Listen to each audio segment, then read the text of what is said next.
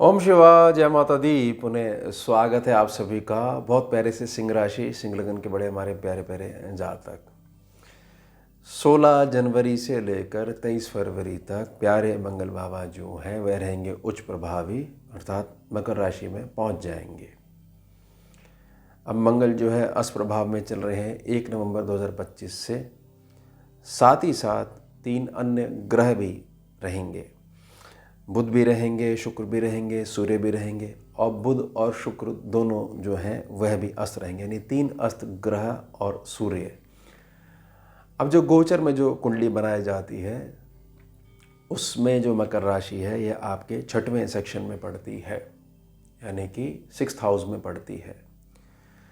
अब बड़े लेवल पे जो बदलाव होने वाला है उसमें जो मुख्य जो चीज़ रहेगी, मुख्य जो विषय रहेगा वह है आपके पास आने वाला धन, पैसा, जिससे आपकी दैनिक ज़रूरतें जो हैं उसकी पूर्ति होती हैं।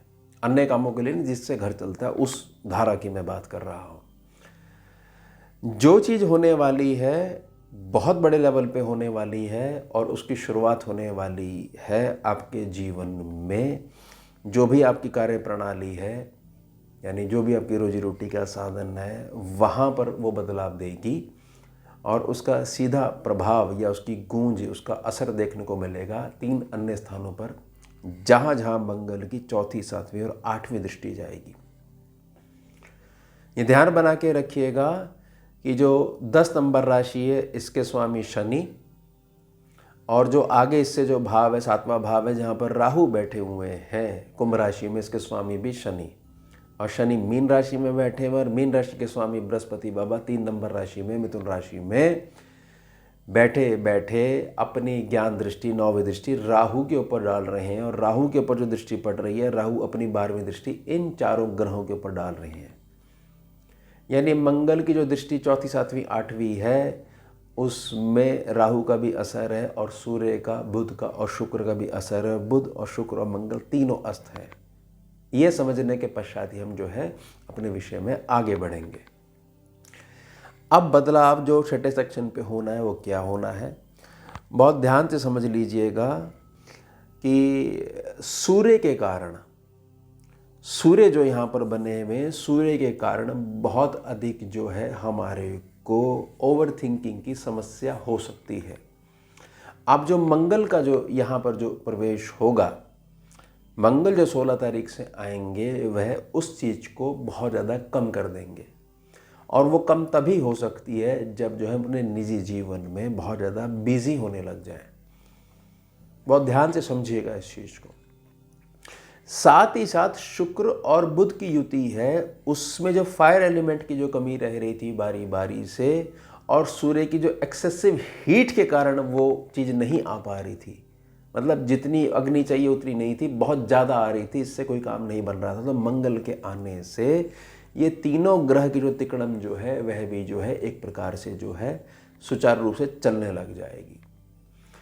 अब इसको ऐसे समझिएगा कि यहाँ पर मंगल एक बड़ा इम्पैक्ट ये दे सकते हैं, मतलब पॉजिटिव वे में, कि हमारे को स्थान परिवर्तन जो है वह देखना पड़ सकता है। और विशेषता उन लोगों को जो लोग पूर्णतः जो है जॉब में हैं, यानी और कोई अन्य साधन उनके पास इनकम का नहीं है। इसके साथ साथ में जो भी जातक ऐसे हैं जिनके साथ जो है बहुत ज़्यादा ये हिसाब किताब लगा हुआ है कि देनदारी धीरे धीरे इतनी बढ़ गई है कि बहुत ज़्यादा जो है हमारे को अब लोगों ने टोकना शुरू कर दिया है, और हमारे पास जो इनकम है वो इतनी लिमिटेड है कि हमारे को समझ में नहीं आ रहा है कि ये आगे हमारा क्या होगा, और कोई भी मदद जो है हमारे पास किसी भी रूप में नहीं आ पा रही है। अब हमारे साथ वह सिस्टम भी नहीं बचा है कि हम आगे से और अधिक ब्याज उठा के कुछ लोगों का चुकाएं और फिर जो है कैसे कैसे इनकी किश्तें वो करें, वो हिसाब भी सारे, मतलब कि एक प्रकार से सारे मार ख़त्म हो गए हैं।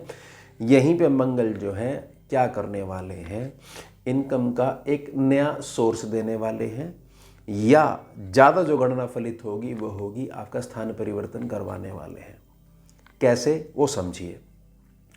मान लीजिए कोई जातक जो है वो जॉब में है, उसको भी पता है कि अब जो है उसकी एक लिमिट बंध चुकी है, इससे आगे वह नहीं बढ़ सकता है। और बहुत सारी चीज़ें जो वो करना चाह रहा है या चाह रहा है कि भाई ये चीज़ अगर होने लग जाए तो मेरी ज़िंदगी कुछ आसान होने लग जाएगी।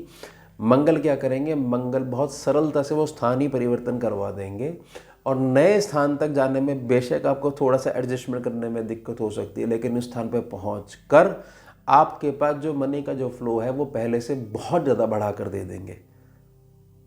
या इसको ऐसे समझिए, मान लीजिए जॉब में जो व्यक्ति हैं उनके पास जॉब के रहते रहते एक सेकंड इनकम का ऑप्शन जो है छोटे लेवल पे शुरू करवा देंगे। धीरे धीरे जो है जिनके सर पे बहुत अधिक कर्जा हो रखा है वह हटने लग जाएगा।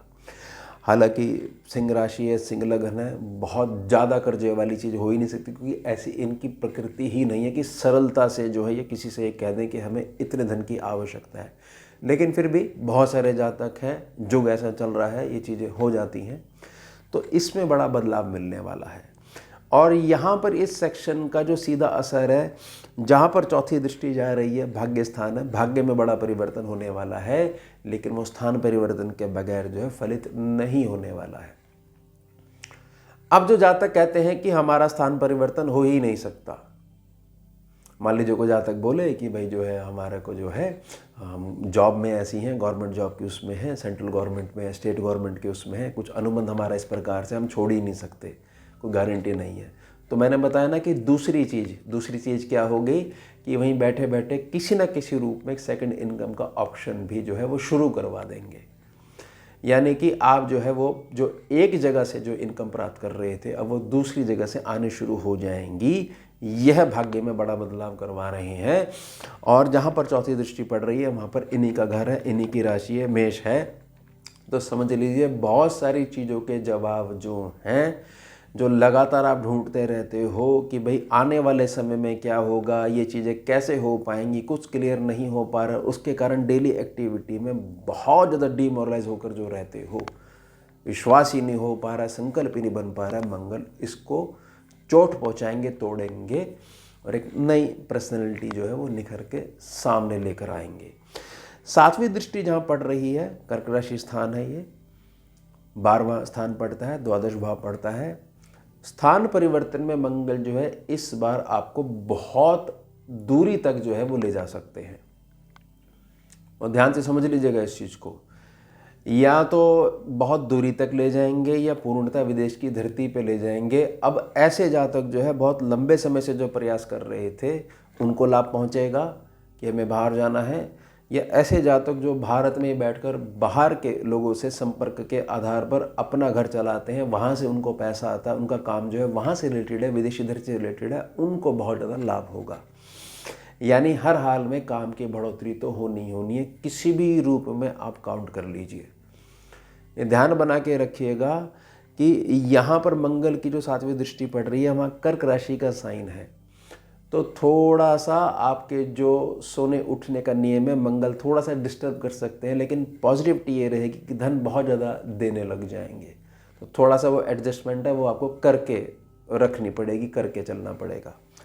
अब लगन के ऊपर जो आठवीं दृष्टि पड़ रही है, स्वामी सूर्य भी इनके साथ में बैठे हुए हैं, छठे सेक्शन में बैठे हुए हैं, 2 अन्य ग्रह भी हैं, यानी 3 ग्रह अस्त के साथ सूर्य जो बैठे हुए हैं, और यहाँ से मंगल अस्त प्रभाव के साथ उच्च प्रभावी होते हुए जो दृष्टि डाल रहे हैं, 8वीं दृष्टि डाल रहे हैं। देखिए मंगल की जो 8वीं दृष्टि है यह आपके लिए एक नया पैरामीटर जो है वो बना रही है।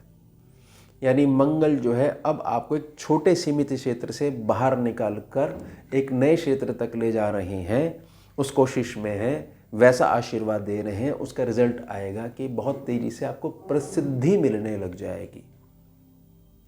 या ऐसा समझ लीजिए कि मंगल यहाँ पर जो आपका खोया हुआ सम्मान है अपनी 8वीं दृष्टि के दम के ऊपर उसको दिलवाने लग जाएंगे। वह खोए हुए सम्मान में अगर आप यह भी ले लेते हो कि हमारा बहुत ज़्यादा पैसा जो है वो अटका हुआ है, और अटका हुआ केवल हमारी रिश्तेदारी में ही अटका हुआ है, तो मंगल उसकी वापसी के लिए भी बिल्कुल कमर कस चुके हैं, कमर तैयार कर चुके हैं। ये बात समझ लीजिएगा, किसी भी रूप में इनकम जो है वह बढ़कर आप तक आनी ही आनी है, किसी भी रूप में आप ले लीजिएगा। अब हमारे को यहाँ ध्यान क्या बना कर रखना है? ध्यान हमारे को ये बना के रखना है कि मंगल पॉजिटिव का अर्थ सीधा ये होता है कि जातक के मन में सिर्फ एक बात होती है कि यस, मुझे पता है मैं कर सकता हूँ।